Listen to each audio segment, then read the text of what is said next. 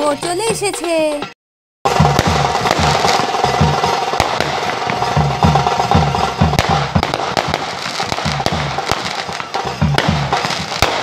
তো বন্ধুরা, এটা হচ্ছে আমার পাশের বাড়ির মধু দিদির বিয়ের ব্লগ। তোমরা তো দেখতেই পেয়েছো যে বর আসায় কতটা বাজি ফোটানো হয়েছে। ওইখানে গেটে বরণ করা হচ্ছিল। আমি যাইনি বাবা, খুব ভিড় কমলে ভেতরে গিয়ে নিয়ে নিলাম 1 কাপ গরম গরম কফি। আর এই যে অসহায় পকোড়াগুলো ক্যামেরার দিকে তাকিয়ে আছে, কারণ গামলায় রাখতে না রাখতেই সব ভেনিশ হয়ে যাচ্ছে মানুষের ছোবলে। হ্যাঁ, ওরা খুব মজা করে কফির স্বাদ উপভোগ করছিল। তোমাদেরকে খুব সুন্দর লাগছে। Thank you. এই হচ্ছে আমাদের আজকের সবচেয়ে স্পেশাল ব্রাইড মধু দিদি। লাল টকটকে বেনারসি শাড়িতে তাকে ভীষণ মিষ্টি দেখাচ্ছে। তাই তো তাকে ঘিরেই ছবি ওঠার মরশুম লেগে পড়েছে, সবার মুখেই হাসি। এরপর ভেতরে গিয়ে দেখি জামাইকে মিষ্টিমুখ করানোর পর বিছানা চাদরের পেছনে তাকে নিয়ে কিছু একটা হচ্ছে, আর বাকিরা দাঁড়িয়ে আছে, বসে আছে। তো চলো, বিয়ে শুরু হবে। এটা হচ্ছে কুঞ্জ, মাঝখানে বরের চেয়ার, আর মাটিতে আবির ও ফুলের সুন্দর আলপনা। কুঞ্জের চারদিকে আমার মতো সবাই বিয়ে দেখার জন্য দাঁড়িয়ে আছে। এরপর কুঞ্জের বাইরে দধিমঙ্গলের নিয়ম পালন করে শুরু হয়ে যায় কন্যা 7 পাক। 7 পাক অর্থ 7 বার প্রদক্ষিণ করা। দিদি 7 বার আবির আর ফুল হাতে নিয়ে ঘুরে ঘুরে ওর বরকে প্রদক্ষিণ করে পুষ্পাঞ্জলি দেয়। এরপর হয় তাদের মালা বদল।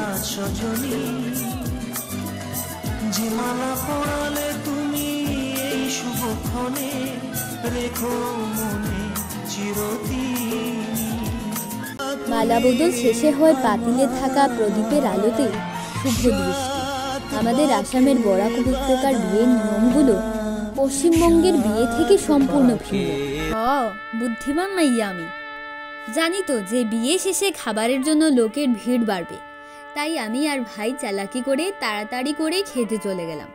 ভাত, মিক্সড ডাল, মুচমুচে পাঁপড় পেটিস, মুড়ি ঘন্ট, পোনা মাছের ঝোল, সর্ষে কাতলা, মাংস, চাটনি আর পায়েস ছিল মেনুতে।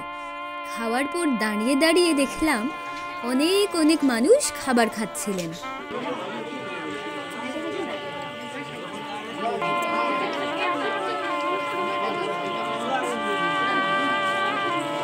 এরপর আবার কুঞ্জের সামনে গিয়ে দেখি জেঠু মানে দিদির বাবা কন্যা সম্প্রদান করছিলেন। এই বিয়েটাই আমার জীবনে প্রথম রাত জেগে দেখা বিয়ে। মনে মনে ভাবছিলাম, ক্যামেরাম্যানরা এমনি এমনি এত টাকা নেয়, কত ধৈর্য নিয়ে ওরাও রাত জেগে থাকে। আমি জেঠুর অসহায় মুখখানাও দেখছিলাম বারবার। একজন বাবাই শুধুমাত্র জানে সারা জীবন ধরে যে মেয়েকে বুকে আগলে রেখেছেন, সেই মেয়ে কত সহজে ঘর অন্ধকার করে বাবার বুক খালি করে অন্যের ঘরণী হয়ে যায়। আমাদের এখানে খইবাটা বলে একটা নিয়ম আছে, যার জন্য প্রয়োজন হয় শ্যালকের। সে অবশ্য খই বেটে জামাইবাবুর থেকে উপহারও পায়।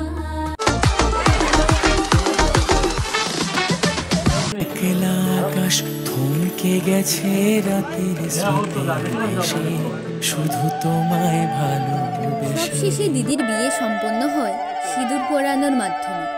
বিয়ে শেষে ঘরের ভেতর গিয়েছিলাম দিদির মা মানে জেঠিমণিকে দেখতে, কিন্তু উনি ঘুমিয়ে যাওয়ার কারণে উনার সাথে দেখা হয় না। আমাদের এখানে বিশ্বাস করা হয় মায়েদের নাকি ছেলে ও মেয়ে বিয়ে দেখতে নেই, নইলে নাকি অমঙ্গল হয়, যা আমার কাছে একদম অযৌক্তিক। তো তখন বাজছিল রাত 1টা। বিয়ে শেষে বাড়ি ফেরার আগে আমি আরও একবার পায়েস খেয়ে তারপর বাড়ি ফিরেছিলাম। বিয়েটা কেমন লেগেছে কমেন্টে জানিও বন্ধুরা। আজকের মতো টাটা।